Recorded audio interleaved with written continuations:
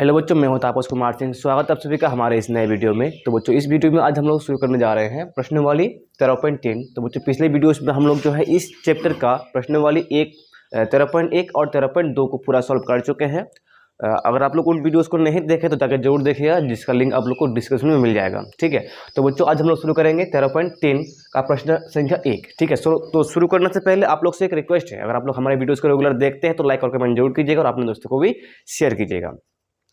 तो अगर आप हमारे वीडियोस को आज नए देख रहे हैं तो चैनल को सब्सक्राइब कीजिए और बेल आइकन को जरूर प्रेस कीजिए। तो चलिए शुरू करते हैं हम लोग 1 नंबर।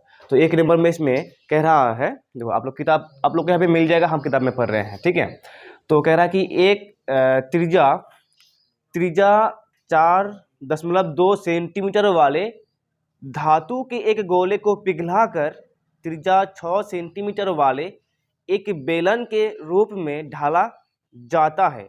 तो बेलन की ऊंचाई ज्ञात कीजिए। ठीक है, एक गोला है, एक गोला को पिघलाकर एक बेलन बनाया जाता है। हल देखो, इसमें एक गोला दिया गया है। इस गोला का त्रिज्या 4.2 सेंटीमीटर है। 4.2 सेंटीमीटर इसका त्रिज्या दिया गया है और इसको R1 मान सकते हैं हम लोग। उसके बाद एक बेलन, फिर इसको पिघलाकर 6 सेंटीमीटर का एक बेलन बनाया जाता है। इसी को पिघलाकर जो है ना एक बेलन बनाया जाता है, एक बेलन बनाया जाता है जिसकी त्रिज्या इसमें 6 सेंटीमीटर है। ठीक है, त्रिज्या 6 सेंटीमीटर है और हमें बेलन का इसमें ऊंचाई ज्ञात करना है। जो ऊंचाई है h, इसमें हम लोग को h का मान ज्ञात करना है। ठीक है, देखो फिर से समझते हैं। पूरा एक गोला है, गोला में केवल त्रिज्या होता है ना। गोला को पिघलाकर बेलन का आकार दिया गया है और बेलन का इसमें त्रिज्या दिया गया है, इसमें 6 सेंटीमीटर का है, लेकिन उसका ऊंचाई हमें पता करना है। ठीक है, तो ये हो जाएगा, चलो R1, ये R2। बेलन का और गोले का दोनों का त्रिज्या अलग अलग है। ठीक है, अब इसमें बेलन की ऊंचाई हमें ज्ञात करना है।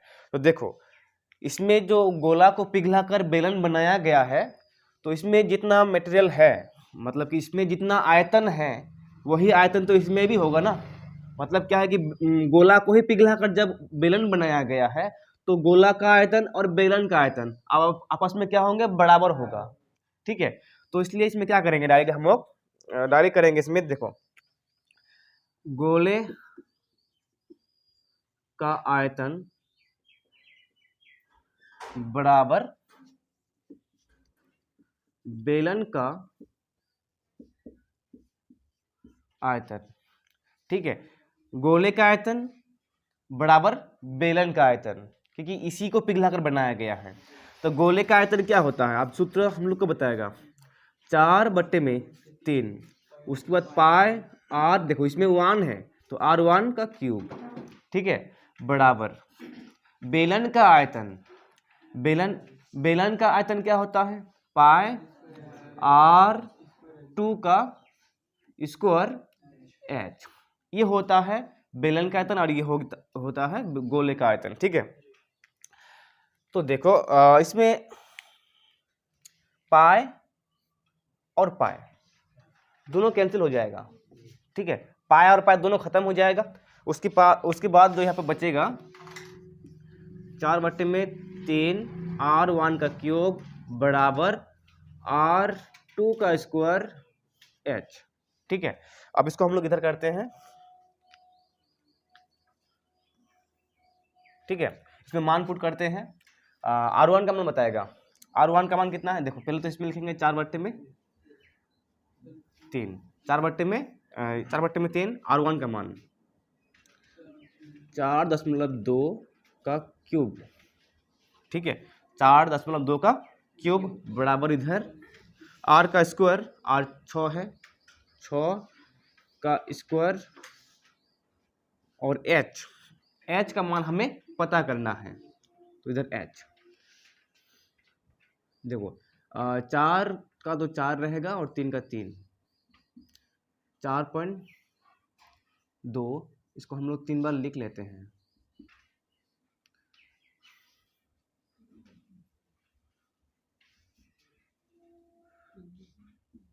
और एक चीज़ करते हैं हम लोग, ये जो 6 है 6 उधर गुना में है, इधर आएगा तो भाग में, लेकिन क्या आएगा 36 आएगा ना,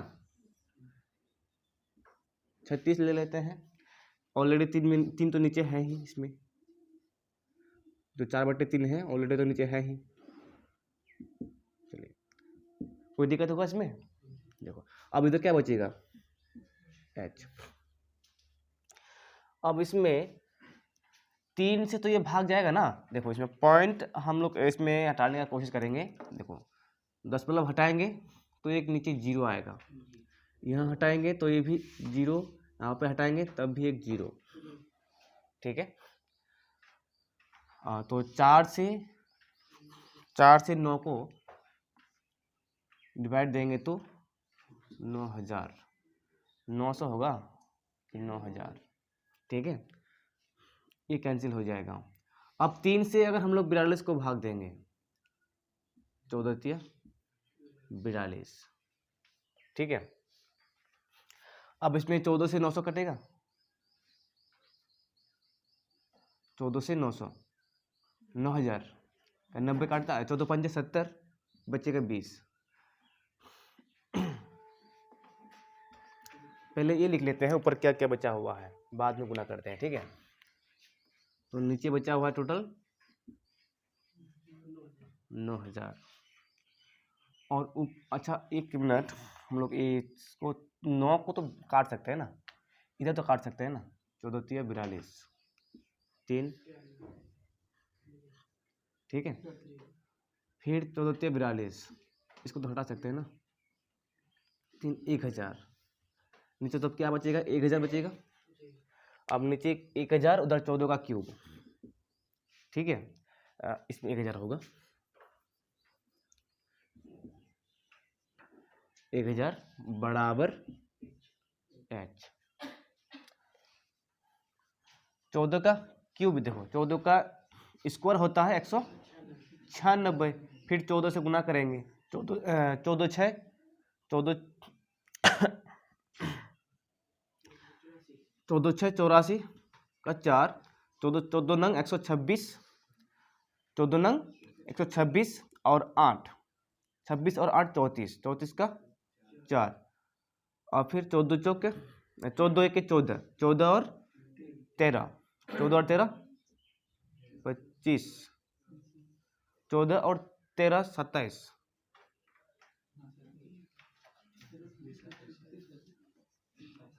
ठीक है, जब इसको भाग देंगे तो इसमें तो जितना 0 है उतना अंक से पहले पॉइंट 10 लग जाएगा, तो सेंटीमीटर स्क्वायर इसमें नहीं होगा। फिर देखो इसमें क्यूब था, इसमें स्क्वायर था, जैसे इसमें 6 में क्यूब है, स्क्वायर है, इसमें क्यूब है, तो इस नीचे स्क्वायर और क्यूब कट जाएगा, केवल सेंटीमीटर बचेगा इसमें।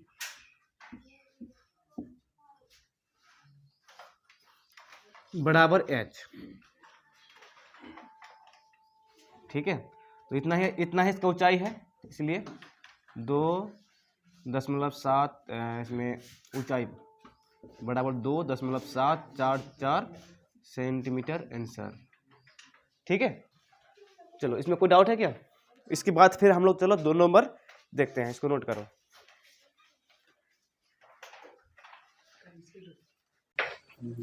चलिए आप देखो 2 नंबर, तो इसमें क्या कह रहा है कि क्रमशः 6 सेंटीमीटर, 8 सेंटीमीटर और 10 सेंटीमीटर त्रिज्याओं वाले धातु के 3 ठोस गोलों को पिघलाकर एक बड़ा ठोस गोला बनाया जाता है।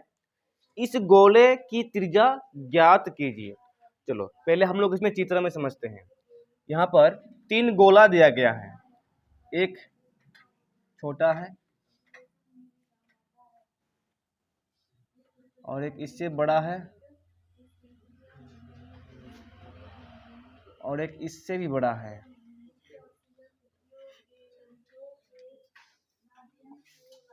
तीनों गोलों को पिघलाकर एक बड़ा गोला बनाया जाता है।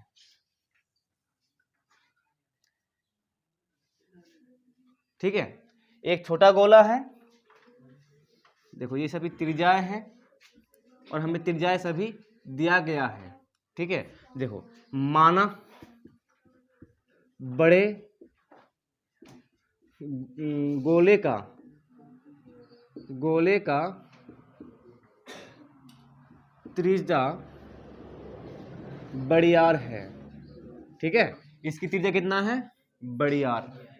तो हमें तो ये सभी दिया गया है, इसका कितना दिया गया है 6 सेंटीमीटर, इसका दिया है 8 सेंटीमीटर और इसका दिया हुआ है 10 सेंटीमीटर।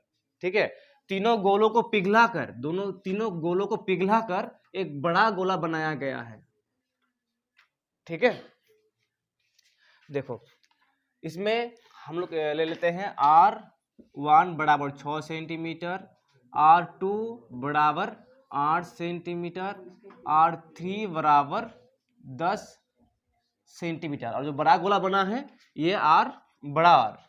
ठीक है, तो देखो इसमें आप क्या होगा, तीनों गोलों का आयतन, ठीक है, इन्हीं तीनों गोलों को ही पिघलाकर बनाया गया है ना इसमें, इसको तो इसमें क्या होगा फिर, जैसे हम लोग गोला को पिघलाकर बेलन बनाए, सेम उसी तरह से तीनों गोलों को पिघलाकर हम लोग इसमें इस बार गोला बना रहे हैं, बड़ा गोला।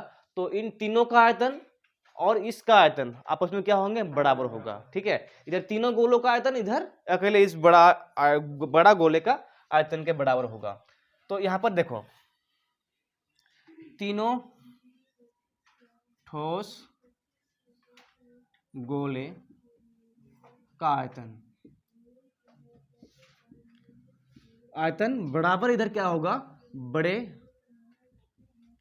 गोले का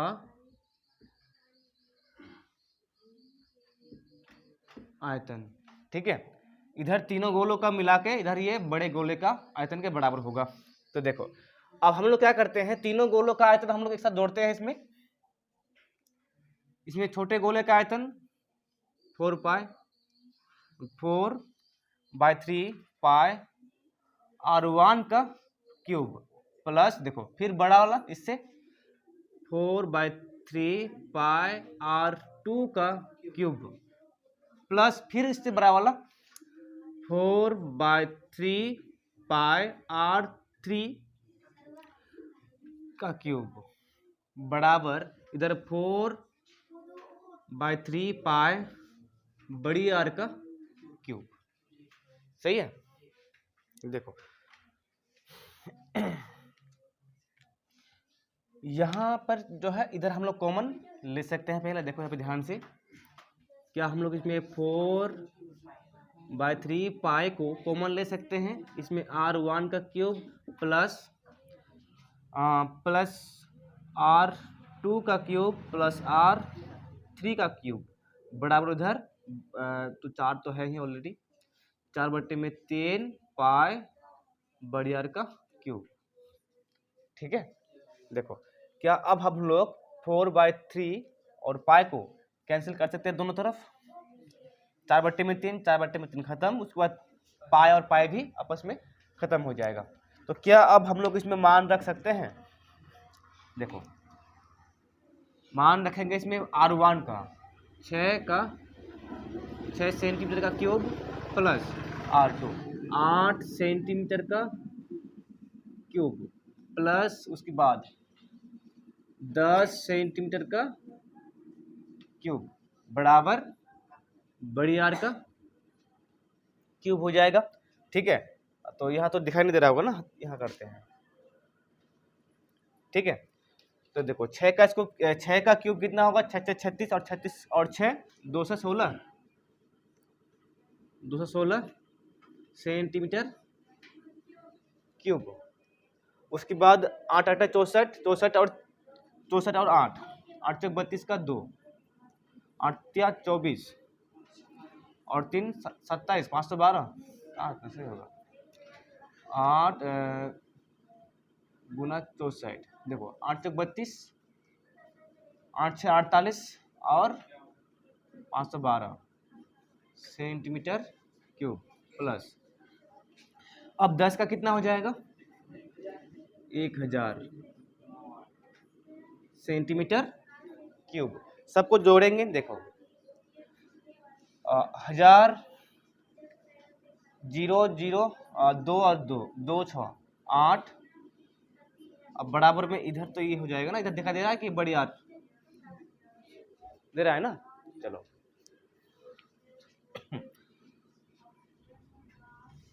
बड़ी आर, अब फिर 0 1 1 2, यहाँ पर 0 5 2 7, अब इसमें 1 और इधर है नहीं 1, आर का क्यूब है, आर का क्यूब।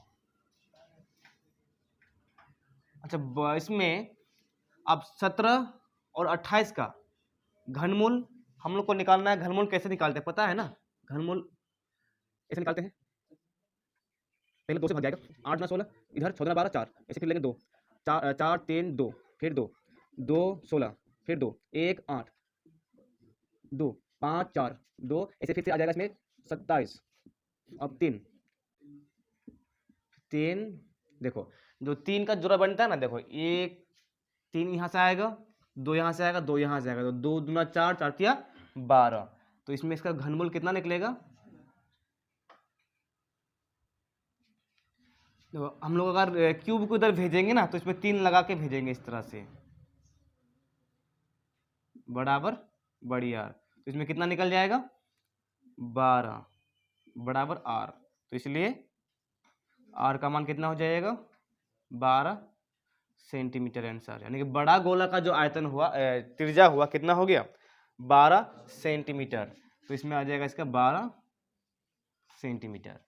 ठीक है, घनमूल तो निकालना आता है ना, चलो इसको नोट करो। उसके बाद फिर हम लोग जो है 3 नंबर देखते हैं, इसमें कोई डाउट है क्या, तो अभी बता सकते हो। ये वाला क्यूब ना, नहीं ये तो देखो, ये तो क्यूब आयतन में होता है, क्यूब किस में होता है आयतन में। अच्छा एक चीज और भी कर देते हैं, यहाँ पर क्यूब वाला दिक्कत है, तो कितना आता है इसमें ना 17 28 सेंटीमीटर क्यूब, अब सेंटीमीटर क्यूब तो इसमें भी रहेगा ना, अब अंदर 30 का इसमें जिसका 3 जोड़ा एक साथ, मतलब कि 3 एक साथ रहता है, तो उसका मतलब कि एक बाहर निकल जाता है ना, तो इसमें एक बाहर निकल जाएगा सेंटीमीटर, अंदर में इसमें 6 2 है, ठीक है, तो 2 बाहर निकला, 3 है तो इसमें 1 बाहर निकलेगा, सबको जोड़ के देखो, यहाँ से 2 आएगा, यहाँ से 2 आएगा, यहाँ से 3 आएगा, तो इसमें 12 हुआ, अब सेंटीमीटर 3 बार है, तो सेंटीमीटर एक बार बाहर निकल जाएगा। ठीक है, चलो इसको नोट करो, उसके बाद फिर 3 नंबर देखते हैं।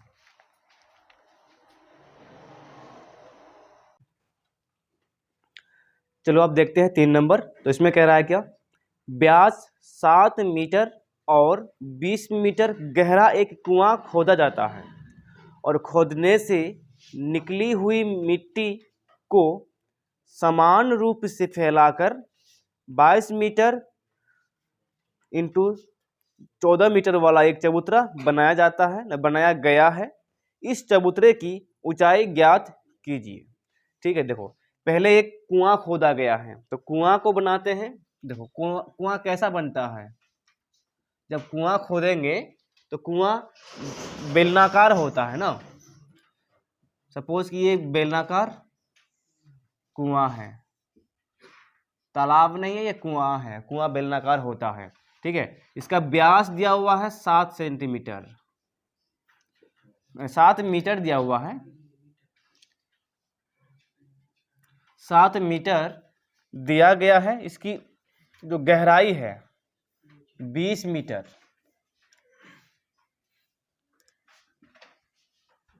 20 मीटर इसका गहराई है, 20 मीटर तक इसको खोदा गया है। ठीक है, अब यहाँ से जब मिट्टी बाहर निकलता है, जब यहाँ से मिट्टी बाहर निकलेगा ना, मिट्टी जब हम लोग कुआं खोदेंगे तो मिट्टी को बाहर निकालना पड़ेगा।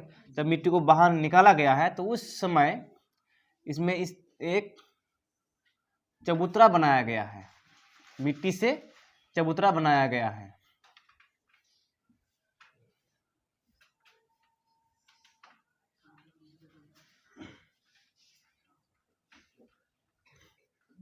मिट्टी को इस तरह से रखा गया है, इसी को कहा जाता है चबूतरा। ठीक है,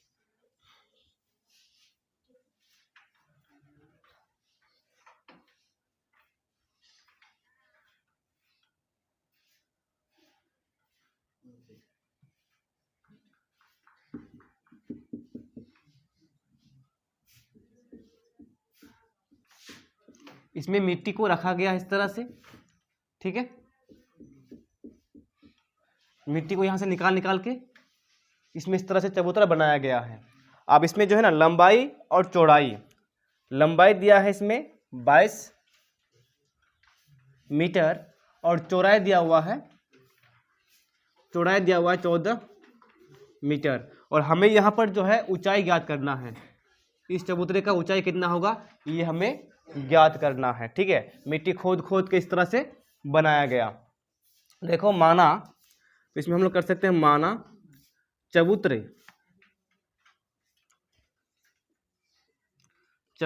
की ऊंचाई h है। ठीक है, माना चबूतरे की ऊंचाई h है। तो देखो इसके बाद यहाँ पर हम लोग अब कुआं में देखते हैं। कुआं में व्यास है 7 मीटर, व्यास कितना है 7 मीटर है, तो त्रिज्या कितना हो जाएगा, त्रिज्या 7 का आधा 3.5 होता है 3.5 3.5 मीटर इसका त्रिज्या होगा। और ये जो 20 गहराई है, गहराई यानी कि ऊंचाई है। ठीक है, ऊंचाई को ही इसमें गहराई बोलेंगे। ऊपर से पकड़ेंगे हम लोग तो मतलब कि तो जमीन से नीचे खोदेगा ना, तो इसलिए इसको गहराई बोला जाता है। अगर यही बेलन ऊपर रहता तो हम लोग इसमें रहते तो बोलते इसका ऊंचाई कितना है, तो ये हो जाता है इसमें h ऊंचाई।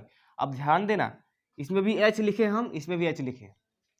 ठीक है, तो हम लोग क्या एक काम करते हैं, जो बेलन का ऊंचाई है उसको कैपिटल H ले लेते हैं, जो बेलन का ऊंचाई है उसको कैपिटल H। ठीक है, अब इसमें चबूतरा की ऊंचाई ज्ञात करना है। इसको थोड़ा सा सीधा, चलो अब इसमें क्लियर है। अब देखो यहाँ से जो मिट्टी निकाला गया है उसी से बना है चबूतरा, यानी कि इसमें जितना आयतन है उसका आयतन जितना आयतन का इसमें मिट्टी था उतना मिट्टी किसमें है, चबूतरा में है। मतलब क्या है कि दोनों कुआं और चबूतरा का आयतन क्या होगा, आपस में बराबर होगा। तो इसमें हम लोग करेंगे, देखो ये जो कुआं है कैसा है, बेलनाकार कुआं है, यानी कि इसलिए इसमें करेंगे बेलनाकार कुआं का आयतन बराबर क्या होगा, घनाभाकार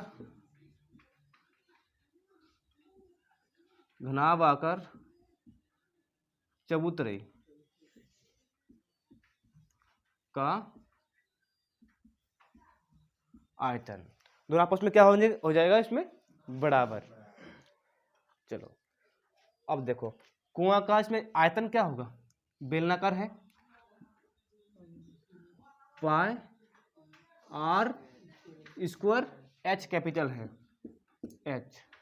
ठीक है, बराबर घनाभाकार चबूतरे का आयतन। ठीक है, घनाभाकार चबूतरे का आयतन क्या होता है, लंबाई गुना चौड़ाई गुना ऊंचाई। तो इसमें देखो लंबाई चौड़ाई ऊंचाई जो 22 सेंटीमीटर है ना, 22 मीटर है, ये लंबाई है, और ये चौड़ाई 14 मीटर, उसके बाद ऊंचाई जो है h है। ठीक है, तो यहाँ पर हम लोग लगाएंगे सूत्र L गुना B गुना H। ठीक है, अब उसके बाद हम लोग नीचे लिख सकते हैं ना, तो मान रख सकते हैं इसमें, पाई का मान 22/7 और आर का मान है 3.5 सेंटीमीटर ले लेते हैं, सेंटीमीटर स्क्वायर, और ऊंचाई 20 सेंटीमीटर नहीं है, इसमें मीटर है, 20 मीटर। ठीक है, उसके बाद जो है इसमें देखो घनाभ का क्या है, इसमें घनाभ का लंबाई गुना चौड़ाई गुना ऊंचाई। घनाभ का लंबाई कितना है 22 मीटर गुना चौड़ाई 14 मीटर, ठीक है। उसके बाद ऊंचाई h, ये ज्ञात करना है, ठीक है। उसके बाद हम लोग ऊपर लिखते हैं, इसको थोड़ा ऊपर कर देते हैं h। चलो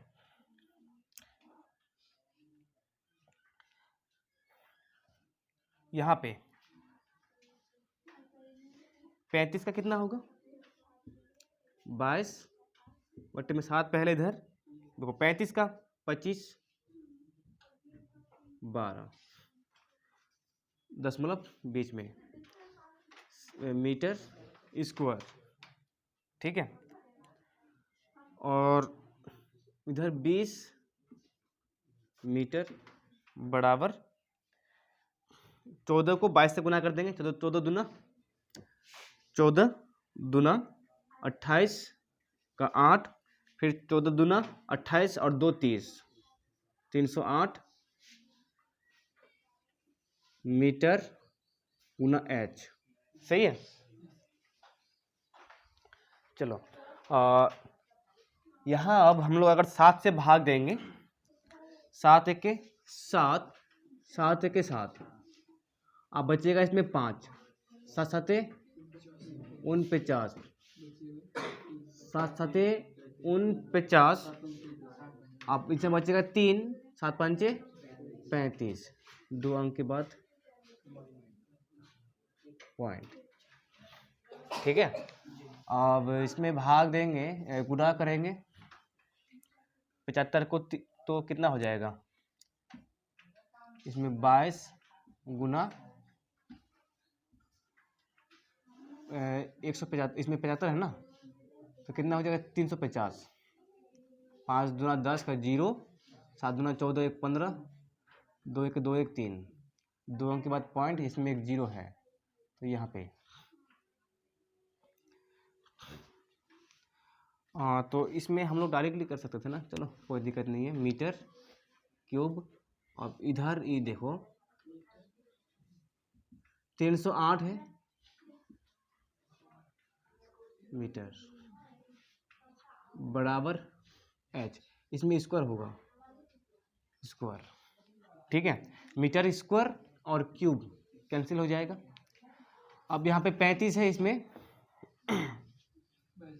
22 है, 35 और 22 गुना करेंगे तो कितना होगा, भाग तो जाएगा ना ऐसे, इसमें करते हैं, पहले गुना कर लेते हैं, जो होगा देखा जाएगा। 35 दूना 70 का 0, 35 दूना 70 77, 308, अब इसमें मीटर बचेगा बराबर h, भाग देंगे 14 से भी भाग जाएगा, 14 5 70, फिर 14 5 70, 14 1 14, उसमें था ना 14 दूना 28, 14 दूना 28, फिर इसमें 11 दूना 22, और इसमें 11 5 55, यानी कि इसमें फाइनली क्या हो जाएगा 5/2 मीटर बराबर h, इसलिए h बराबर 5/2 मीटर, यानी कि 2.5 मीटर इसका ऊंचाई हो जाएगा, ठीक है। चलो इसको नोट करो, इसके बाद फिर हम लोग जो है 4 नंबर से नेक्स्ट वीडियो में सॉल्व करेंगे।